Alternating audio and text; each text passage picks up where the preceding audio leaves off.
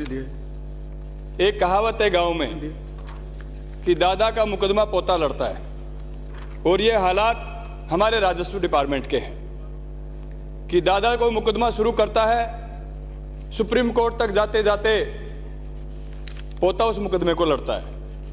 क्यों नहीं ऐसी व्यवस्था रेवेन्यू डिपार्टमेंट में की जाए कि एक समयबद्ध तरीके से tehsildar, SDM, RW, revenue board, high court और सुप्रीम कोर्ट समयबद्ध तरीके से अगर इन मुकदमों का निस्तारण किया जाए तो निश्चित रूप से आम आदमी को, ग्रामीण लोगों को, किसान लोगों को इसका बहुत बड़ा फायदा मिलेगा। एसीएम से लेकर के रेवेन्यू बोर्ड तक कई सालों तक मुकदमे चलते रहते हैं। किसी की जमीन को कोई जोत रहा है, किसी को कोई खा रहा है। तो एक बड़ा परिवर्तन राजस्व विभाग में लाना चाहिए। दूसरा, सभापति महोदय, हमारे राजस्थान में हर जगह सरकारी भूमि है, स्वायत्तक भूमि है, लेकिन धीरे धीरे वो भूमि कम होती जा रही है। जो भी सरकार आ रही है उस भूमि की बंदरबाट कर रही है। बड़े बड़े ट्रस्टों को जमीन दी जा रही है, बड़े बड़े उद्योगपतियों को जमीन दी जा रही है, बड़े बड़े सेठों को जमीन दी जा रही है, और हमारे गांव में सरकारी भूमि ना स्कूलों के लिए जमीन बची है, ना सरकारी भवनों के लिए जमीन बची है। सभापति महोदय, करोड़ों रुपए की कीमतों की जमीनें 1 रुपए में टोकन मनी पे या फिर डीएलसी रेट पे दी जा रही है।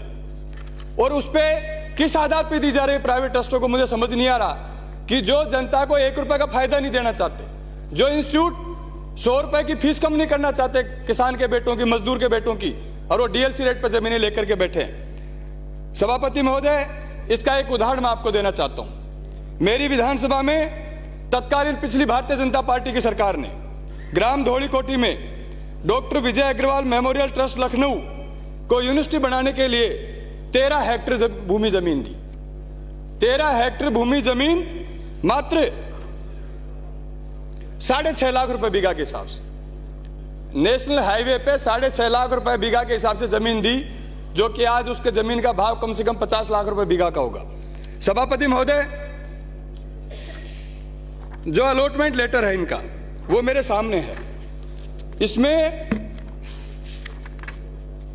यह शर्त थी अलॉटमेंट लेटर में कि जो भी जमीन हम लोग अलॉट कराएंगे उसकी 2 साल की अवधि के अंदर इसमें हम निर्माण करेंगे। ट्रस्ट वालों ने जमीन ली, डीएलसी रेट का पैसा जमा कराया और लखनऊ जाकर के बैठ गए। पिछले 2017 में जमीन अलॉट हुई, आज तक उस जमीन पे उन्होंने कोई कब्जा नहीं लिया।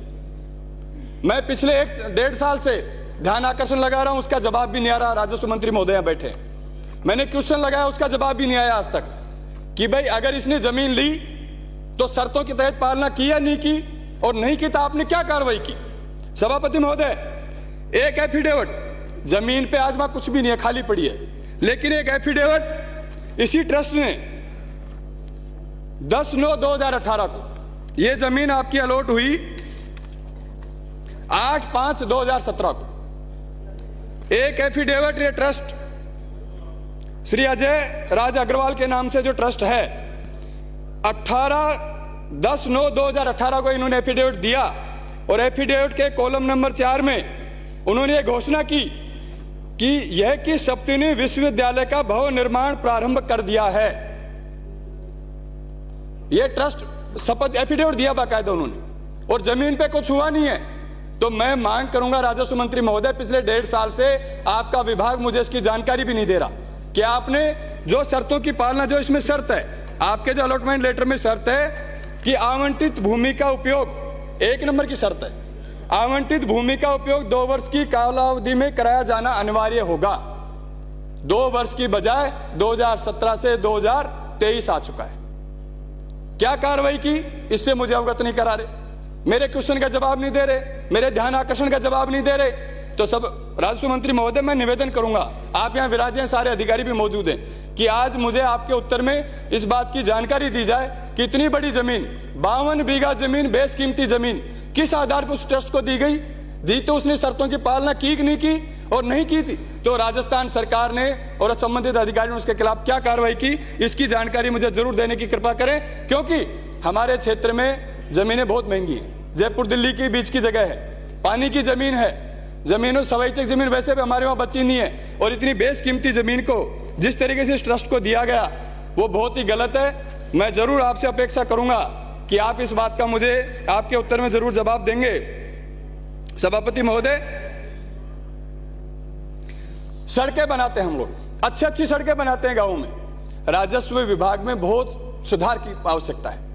आज तक सड़कों का राजस्व रिकॉर्ड में अंकन ही नहीं है।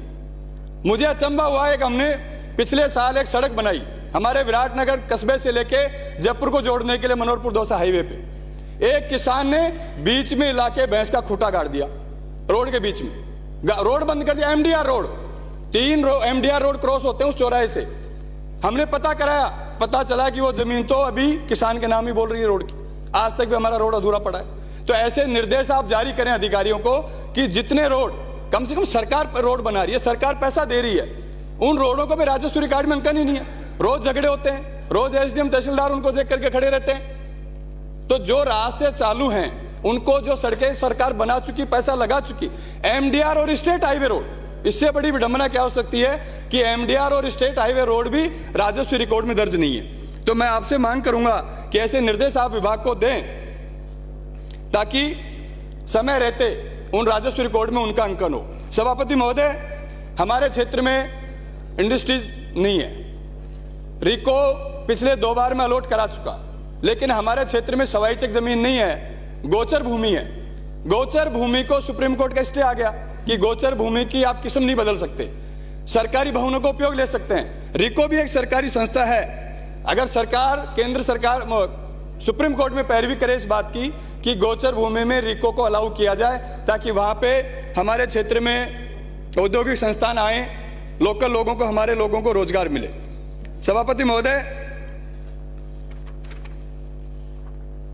सामाजिक न्याय की अवधारणा को निश्चित रूप से हमारी सरकार ने बहुत ही अच्छे तरीके से परिभाषित किया है। जिस तरीके से ओपीएस हमारे कर्मचारियों को दिया गया, एक न्याय किया गया कर्मचारियों के साथ कि 60 साल तक कर्मचारी सम्मान के साथ जीवन जीता है, सम्मान से पूरा परिवार उसका सम्मान करता है, और रिटायरमेंट के बाद जब पेंशन मिलती है तो उसका पोता भी उसका ध्यान रखता है, उसका भतीजा भी उसका ध्यान रखता है, बेटे बहू भी उसका ध्यान रखते हैं, क्योंकि महीने भर में दादा की पेंशन आने वाली है। जिस तरीके से ओपीएस वापस हमारी सरकार ने लागू किया, निश्चित रूप से एक सराहनीय कदम है। लेकिन मैं एक बात जरूर हमारे विपक्ष के साथियों से कहना चाहूंगा कि अभी पिछले 10-15 दिन पहले हमारे केंद्र की वित्त मंत्री महोदया जयपुर में आई थी, ओपीएस के बारे में उन्होंने बयान दिया। तो कम से कम भारतीय जनता पार्टी के लोग अपना स्टैंड क्लियर करें कि ये ओपीएस के पक्ष में है या विपक्ष में है, ये बताने का काम जरूर करें। सभापति महोदय, सामाजिक न्याय के हिसाब से हमारे सरकार ने पिछले बजट में घोषणा की कि जो अनाथ बच्चे हैं जिनको पालनहार योजना का लाभ मिलता है, गांव में बहुत ऐसे परिवार हैं जिनके जो अनाथ हो जाते हैं बच्चे, प्रत्येक बच्चे को 2500 रुपए देंगे। मैं एक सुधार की गुंजाइश, उसमें पिछले 2 साल से मैं इस बात पे बोल रहा हूं कि उसमें एक सुधार की गुंजाइश है। गांव में कई स्थितियां मैंने देखी हैं जिनकी मां जीवित है, जो विकलांग है या गंभीर बीमारी से पीड़ित है। तो मैं निवेदन करना चाहूंगा इस बात से कि गंभीर बीमारी से पीड़ित और विकलांग अगर जिसकी मां है, उन बच्चों को भी उस 2500 वाली स्कीम में शामिल किया जाए ताकि उन बच्चों के साथ न्याय हो सके। मैं धन्यवाद देना चाहूंगा सभापति महोदय, मुख्यमंत्री महोदय को कि हमारे इसी बजट में आदरणीय सचिन पायलट साहब ने एक पत्र लिखा उनको कि एमबीसी जो एक बड़ा वर्ग है राजस्थान, हम चाहते थे कि जयपुर के प्रतापनगर और मानसरोवर में उनके हॉस्टल बने ताकि हमारे बच्चों को भी पढ़ने का मौका मिले। तो प्रतापनगर और मानसरोवर में हॉस्टल की घोषणा की है, इसके लिए मैं धन्यवाद देना चाहूंगा। सभापति महोदय, देवनारायण योजना जो एमबीसी वर्ग के लिए लागू की गई, लेकिन इस बार को बहुत अच्छा बजट देवनारायण योजना के तहत हम लोगों को नहीं मिला। मैं मांग करना चाहूंगा कि देवनारायण योजना के तहत बजट बढ़ाया जाए और मेरे विधानसभा क्षेत्र के ग्राम छितौली में देवनारायण बालिका आवासीय विद्यालय खोलने की मैं मांग करता हूं ताकि वहां के बच्चियों को पढ़ने का उसमें मौका मिले।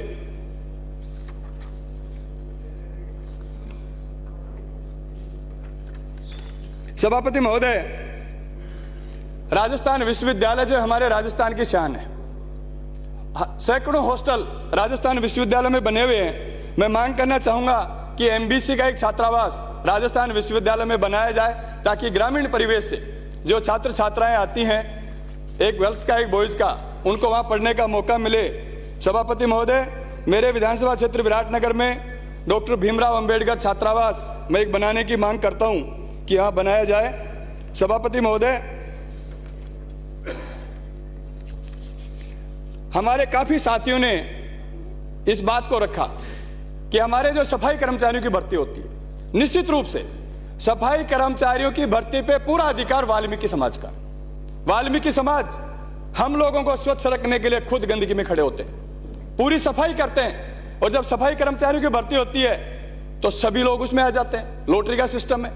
और जब वो नौकरी लगते हैं तो जस्ट बाद ट्रांसफर के लिए हम लोगों के पास आते हैं कि साहब सफाई करते हुए मुझे शर्म आती है, मेरे को ऑफिस में लगवा दो। और आप जांच करा लीजिए, 90% जो अदर कास्ट के लोग हैं वो ऑफिसों में बैठे हुए हैं। यूडीएच मिनिस्टर साहब हमारे बीच में बैठे हैं, आप इस बात की जांच करा लो कि जितने सफाई कर्मचारी हैं 90% अदर कास्ट के जो भर्ती वाल्मीकि समाज के अलावा भर्ती हैं वो ऑफिसों में नौकरी कर रहे हैं। कोई बाबू का काम कर रहा है, कोई स्टेनो का काम कर रहा है, लेकिन सफाई करने क्योंकि उनको शर्म आती, वो जाना नहीं चाहते। तो ये गाइडलाइन होनी चाहिए कि सफाई का काम 2018 हिदायत है आपकी। 2012, 2013 में जब सफाई कर्मचारियों की भर्ती हुई तो उसमें एक इंटरव्यू का प्रोविज़न रखा गया था। अप्लाई सबने किया था, लेकिन इंटरव्यू में जो सफाई मजदूर का परिवार है वो तो झाड़ू उठाने में एतराज़ नहीं करता और झाड़ू निकालता भी वही है, तो उसका इंटरव्यू लिया गया और जो 100% भर्ती हुई वो सफाई मजदूरों की हुई, क्योंकि दूसरी जातियों के लोगों ने अब झाड़ू नहीं उठाया और काम नहीं किया। तो क्या आप उसको अप्रूव करते हो? Thank you. बिल्कुल मंत्री महोदय, आप बड़े संवेदनशील हैं इस मामले में कि निश्चित रूप से उस पर अधिकार वाल्मीकि समाज का होना चाहिए। कितनी गंदगी को साफ करते हैं, सीवरेज लाइन में भी वो घुसते हैं, सुबह सुबह गांव में झाड़ू लगाते हैं, तो उनको इस बात का अधिकार मिलना चाहिए कि वाल्मीकि समाज के लोग, और उनको प्रमोशन भी होना चाहिए। मैं तो कहता हूं एक समय के बाद उनको आप नगरपालिका